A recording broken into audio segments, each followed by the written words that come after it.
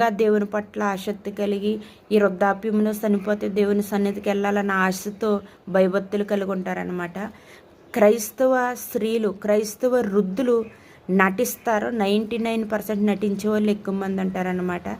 అది విశ్వాసులు అవ్వచ్చు, దైవజనులు అవ్వచ్చు, దైవజనరాళ్ళు కూడా అవ్వచ్చు. నాకు తెలిసిన దైవజనరాలు ఉంది, ఆవిడ అంత నటన ఇంకెవ్వరు ఉండదన్నమాట. ఆవిడకి పిల్లలని కానీ ఏముండదు. పిల్లలు అయ్యో అని గట్టి ఏ ప్రేమ ఉండదనమాట. అదే ఎదురుగుండా ప్రేమ చూపించాలంటే అసలు ప్రేమ ఉండదు, నిజమైన ప్రేమ ఉండదు.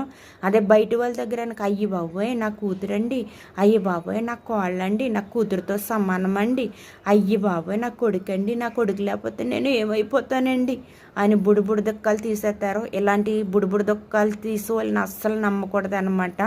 వారి ప్రవర్తన అస్సలు మంచిది కాదు.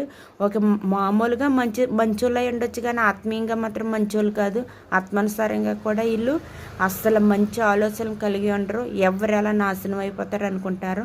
వాళ్ళకి ఇష్టమైన వాళ్ళు మాత్రమే ప్రేమిస్తారండో. ఈ వృద్ధుల దగ్గర ఇంకోటి ఉంది, 4 పిల్లలు ఉన్నారనుకో ఒకళ్ళనే ప్రేమిస్తారు వీళ్ళు.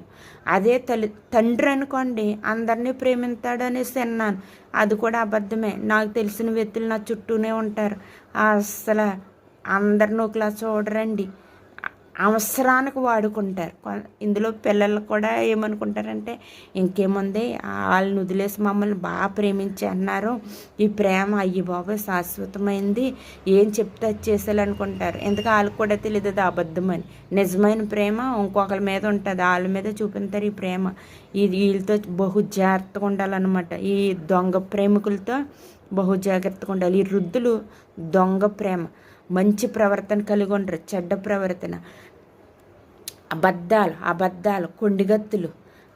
కోడల గురించికేమో అత్తగారికి చెప్తారు, అత్తగారి గురించికేమో కోడలకు చెప్తారు. కొండాలు ఎట్టేస్తారు, జీవితాలు నాశనం చేసేస్తారు, కుటుంబాలను పాడు చేసేస్తారు. ఇలాంటి వాళ్ళతో చాలా జాగ్రత్తగా ఉండండి. అందరూ అలా ఉండరండోయ్, ఒక 90% ఖచ్చితంగా అలాగే ఉంటారు. నేను చాలా తెలిసి అనుభవించి అనుభవంతో చెప్తున్నాను ఈ వాక్యం. అందుకేనేమో అండి ఈరోజు చూపించాడు దేవుడు. తర్వాత వాక్యం చూసుకుందాం.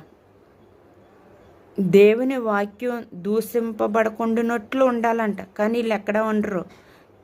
దేవుని వాక్యం దూషింపబడకుండానట్లు ఉండాలంటే మన ప్రవర్తన జాగ్రత్తగా ఉండాలి. ఒకరి గురించి ఒకరు మాట్లాడుకోకూడదు.